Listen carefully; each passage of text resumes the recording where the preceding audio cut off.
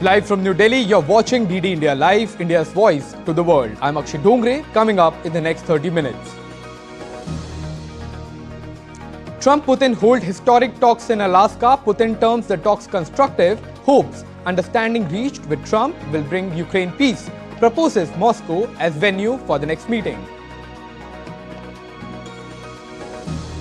Trump hails Alaska summit without mentioning ceasefire, says very few issues unsolved with Russia, to consult Zelensky as well as NATO leaders soon on his talks with the Russian leader. Foreign Minister of South Korea Cho Hyun arrives in New Delhi on his maiden visit to India to hold talks with India's Indian counterpart Dr. S. Jaishankar on issues of mutual interest. Rescue and relief operations underway on war footing in Jammu and Kashmir's Kishtwar. Death toll reaches to 60 in Cloudburst tragedy. Chief Minister reaches Kishtwar, says PM Modi assured all support. Devotion and celebration marks Janmashtami festivities across the nation. Day celebrates the birth of Lord Krishna, the 8th incarnation of Lord Vishnu.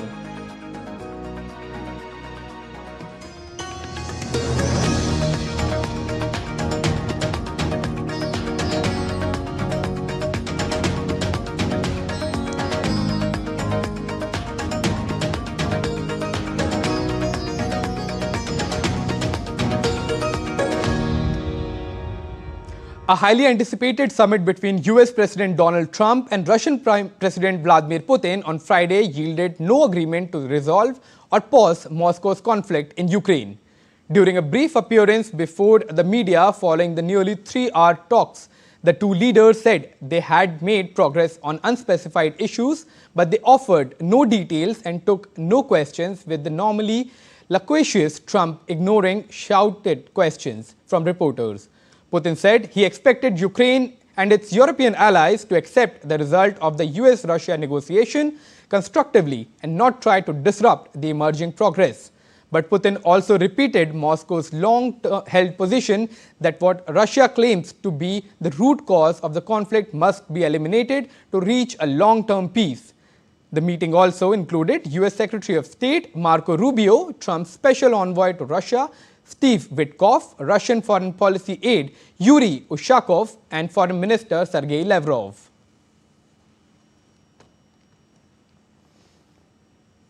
And DD India correspondent Shubhendu Ghosh joins us live. Hello Shubhendu, it was a much anticipated meeting between the two nuclear superpowers. Finally, and it took place in Alaska. So do you think that the meeting achieved its objectives? Good morning, Akshay. Well, in the words of President Donald Trump, he said, "No deal till there is a deal." So the conventional objectives, the larger question of ending the Ukraine war, at least a ceasefire, achieving a ceasefire in the ongoing conflict, those objectives, whether or not they were achieved, there was no clarity on that.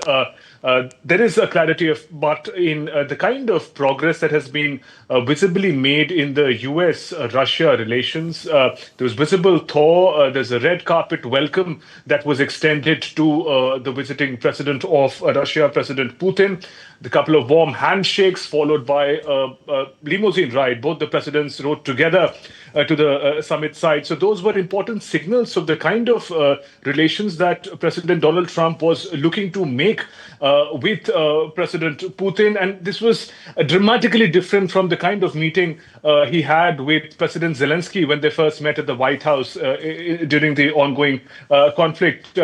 President Putin, when he spoke about the 2/3 of the time of the total press conference. Most of it was taken by President Putin. He spoke about the relations between US and Russia that have touched rock bottom and need to revive them. He was full of praises for President Trump. He reiterated what President Trump often says, that he was the president in 2022. This war wouldn't have started. He also acknowledged what he said, sincere attempts by President Trump to bring an end to the conflict. President Putin reiterated his concerns about the core reasons for this conflict. He had mentioned earlier about Ukraine's NATO membership and its own security concerns. Trump, on its part, said that there were several issues discussed and several issues remain to be taken forward. We haven't got there, President Trump says, but good chance of getting there. So these important signals that there is a great degree of bonhomie that was definitely achieved between the two leaders. But on the Ukraine question, a lot remains to be learned from what happened in the meeting. Absolutely, Shubhendu. A lot of symbolism between the two former Cold War rivals. And we saw how when Mr. Putin landed, there were a fly past of B-2 bombers along with fifth-generation fighters. So that may also be another symbolism coming in from the US. However, now all eyes will be on the second meeting, Shubhendu. So how do you think the European Union and Ukraine will respond, to the kind of warmth that we saw in Alaska today? Right, that was an interesting point where towards the end of the towards press statements, President Putin said that perhaps the next meeting could take place in Moscow.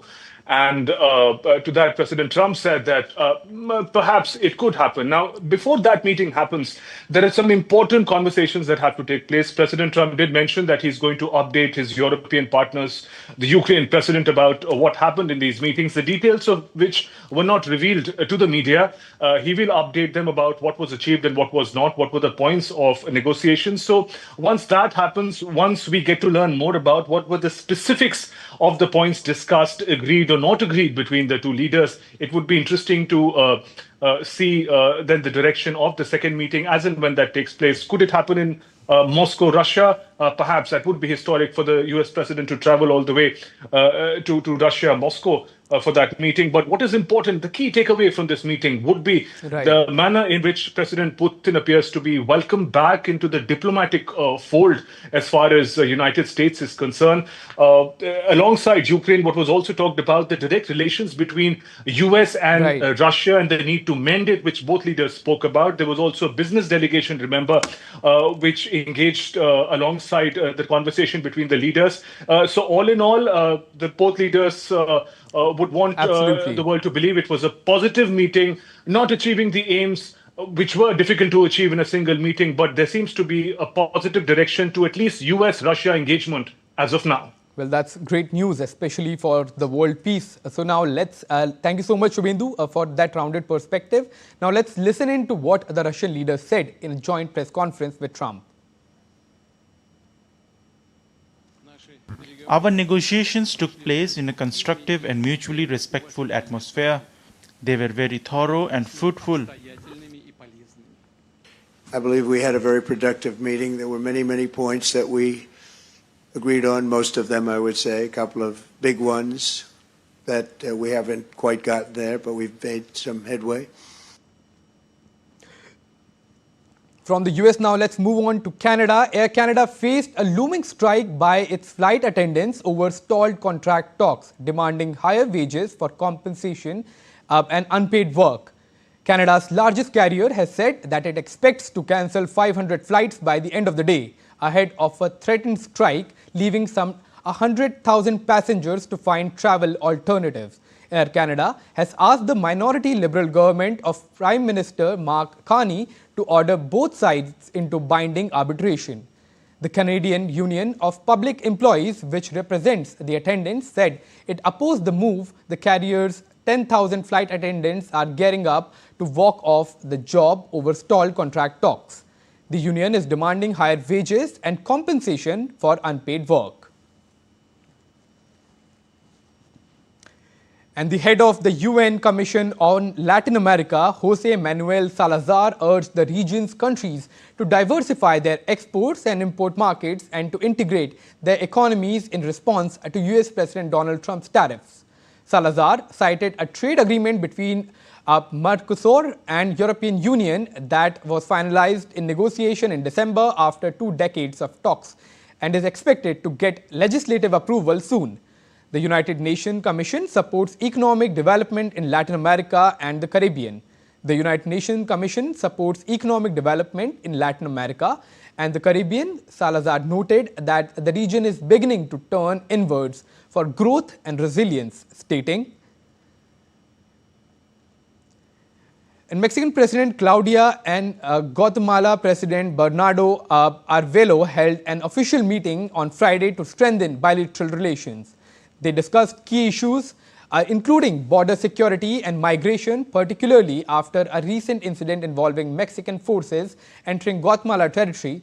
Both leaders agreed to create a binational repatriation protocol and a temporary work program to ensure safe labor migration.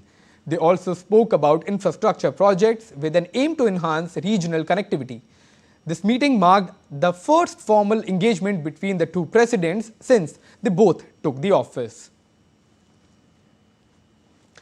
And meanwhile, Serbia's police used tear gas and crowd control vehicles in Belgrade to disperse anti-government protesters, who threw firecrackers and flares at police officers in major escalation of the 9-month-long protests. The protesters gathered in front of the army headquarters building started throwing flares at police officers. Trash containers were overturned and set on fire. One tree caught fire as well. The police threw tear gas canisters to push protesters away. Frequent protests against Vucic's administration sparked by November 2024 collapse of a roof at a railway station in Novi Sad, which killed 16 people. Now, news from Africa. Global weather updates now. Torrential rains sparked intense floods and damaged hundreds of homes in northeast Nigerian town of Poteksum. Weather authorities in West African nation had warned just last week that parts of 21 of the country's 36 states were under a flood warning due to seasonal rains. More than 200 houses were damaged, while a local civil servant estimated 500 were severely hit following the overnight rains. Heavy rains generally sweep through Nigeria between June and November, often triggering dangerous floods where poor infrastructure and inadequate drainage often worsen the impact across Africa's most populous country. Now, news from Spain. Heavy clouds of smoke covered roads, towns and landscape in Spain's northeast region as the country battled 14 major fires driven by high winds and aggravated by heat. In a village in northwestern Spain, residents braced for impact as flames approached. Locals collected nearly 2,000 liters of water in buckets and preparing to defend their homes. Wildfires have burned more than 157,000 hectares in Spain so far this year, almost double the annual average. And nearly 200 people were killed in torrential rains in northwest Pakistan over the past 48 hours. Cloudburst, flash floods, lightning strikes and building collapses amid heavy rain caused fatalities in the hills and mountains of Khyber. Worst hit was the Bunar area, where flood and heavy rains caused 100 deaths. Hundreds of others have been killed in recent weeks as Pakistan experienced more rain than usual during the current monsoon season, washing away roads and buildings. And still to come on this edition of DD India Live. India pays homage to Atal Bihari Vajpayee on his death anniversary, a man who served thrice as India's Prime Minister and helped India realize its dreams of becoming a nuclear power. The summer annuals of Amrit Udyan opens to public from today. The iconic garden remains open from 10 a.m. to 6 p.m. Registrations mandatory, entry free of cost for public. And India's Pranesh wins the challenger title, while Germany's Vincent Keimer lifts the Masters crown in Chennai Grandmasters.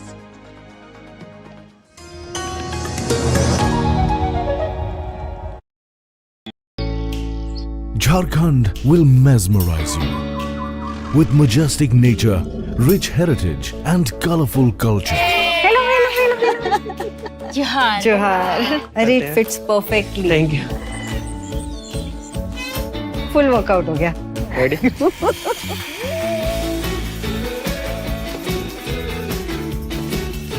Postcards from Jharkhand on National Geographic. Welcome back. You're watching DD India Live. I'm Akshay Dongre.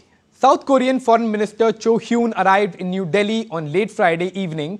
During his visit, the South Korean Foreign Minister will meet his Indian counterpart Dr. S. Jaishankar in New Delhi on Saturday. Cho Hyun's visit is part of India's effort to boost its engagement with Asia, particularly the Indo-Pacific region. He was previously India's ambassador from 2015 to 2017 and has expertise in multilateral diplomacy. Cho Hyun recently spoke with Dr. Jaishankar discussing deepening bilateral ties between the two countries earlier on July 28th.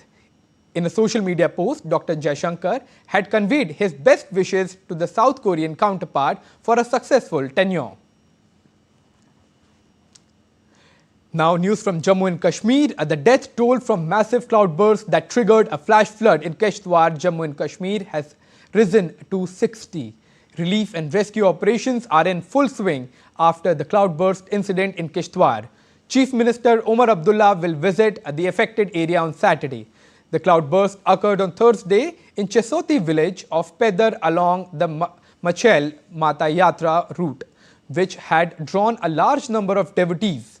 In view of the weather conditions and the disaster, Kishtwar police has set up control rooms and help desk across the district to assist citizens and pilgrims, particularly in remote areas. Jammu and Kashmir Chief Minister Omar Abdullah is set to visit the disaster-stricken Chositi village in Kishtwar district. His visit aims to assess the extensive damage caused by a devastating cloudburst. The Jammu and Kashmir administration will review the ongoing rescue operations and evaluate additional support needed to aid the affected community. Earlier on Friday, the Jammu and Kashmir Chief Minister briefed Prime Minister Modi about the devastating cloudburst in Kishtwar. PM Modi assured all possible assistance to the affected region. And India remembers former Prime Minister Atal Bihari Vajpayee ji on his death anniversary today. Atal Bihari Vajpayee was one of India's most prominent political leaders of the country and founding member of the Bharatiya Janata Party. Atal Bihari served as Prime Minister 3 times, briefly in 1996 and then for 2 terms between 1998 and 2004. In 2014, the Government of India declared Vajpayee ji's birthday, December 25th, as Good Governance Day. In 2015, he received the highest civilian honour, Bharat Ratna. From then, President of India, Pranab Mukherjee, Atal Bihari Vajpayee ji took his last breath on August 16, 2018 in New Delhi after a prolonged illness. And the summer annuals of Amrit Udyan will be open to the public from Saturday to September 14th. The iconic gardens will remain open from 10 a.m. to 6 p.m. Indian Standard Time, with the last entry at 5:15 p.m. every day. The Udyan will remain closed on all Mondays for maintenance. For entry, registration is mandatory. It is free of cost and visitors can book their slot online on the Rashtrapati Bhavan website. Entry will be from gate number 35 of the Rashtrapati Bhavan near the North Avenue. Visitors can carry mobile phones, electronic keys and purses, handbags, water bottles, baby milk bottles and umbrellas inside the Udyan. Except for these, no other item will be allowed. The 79th Independence Day of India was celebrated in Kathmandu on 15th August 2025 with the participation of the Indian community and Friends of India in Nepal. The celebration commenced with the hoisting of national flag by the Ambassador of India to Nepal. On the occasion, Ambassador Naveen Srivastav honoured the widows and next of kin of the deceased Gorkha personnel of the Indian Armed Forces and handed over Army Group insurance funds and cheques with a total value of NPR 6.4 crores. The India-Nepal Bharat Friends Society celebrated Independence Day by organizing a discussion program on India and Nepal relations, where dignitaries addressed the August gathering, sharing their experiences. The ICCR troupe of Kathakali dancers, recitals by N. Ramakutti from India took place in the Patan Museum of Lalitpur. The Kathakali recital was witnessed by Deputy Foreign Minister Prakash Man Singh, the Foreign Minister Dr. Arzu Rana Doiba, Energy Minister Deepak Khadka and other dignitaries in Nepal. And news about Janmashtami, Krishna Janmashtami, a vibrant Hindu festival celebrating the birth of Lord Krishna. The 8th avatar of Lord Vishnu is being celebrated today with a lot of fervor. Millions of devotees observe fast, immerse in joyful singing and heartfelt prayers, visit a Krishna temple beautifully decorated with flowers and lights and offer prayers to the deity. Devotees participated in Krishna Janmashtami celebrations at Uttar Pradesh's ISKCON temple as well. While in Uttar Pradesh's Mathura, this year's Janmashtami theme at Shri Krishna Janmabhoomi temple was dedicated to Operation Sindoor, honoring our brave soldiers. Devotees in Uttar Pradesh's Moradabad participated in Krishna Janmashtami celebrations at Radha Krishna temple. Janmashtami was also celebrated in Odisha's Bhubaneswar at ISKCON temple. In Maharashtra's Mumbai, people participated in Dahi Handi celebration on the occasion of Krishna Janmashtami. And now news from sports world. The 9-day Chennai Grandmaster Chess Tournament wrapped up on Independence Day, with India's Pranesh winning the Challenger title and Germany's Vincent Keimer lifting the Masters crown. Pranesh held on to winning the Challenger's title, earning the opportunity to compete in the Masters section next year, despite a final round setback against the international master Harshvardhan GB. In the Masters, Keimer sealed victory with a final round win over American GM Ray Robson, finishing unbeaten with 7 points. The performance catapulted the 20-year-old into the world's top 10 for the first time in his career. And Spain's Carlos Alcaraz edged past Andrei Rublev to reach semi-final in Cincinnati Open on Friday.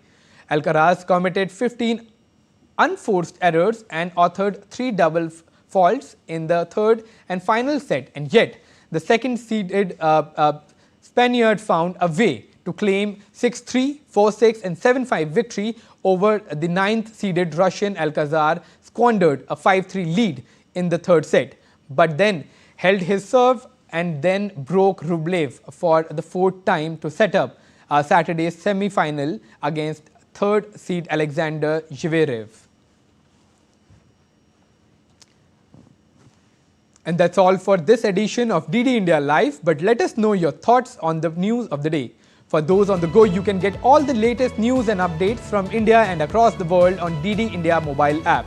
The app is available on both Android and iOS platforms. Scan the QR code on the screen to download now. We'll be back with more news as it breaks on DD India. I'm Akshay Dongre from all of us here in New Delhi. Thanks for watching DD India Live.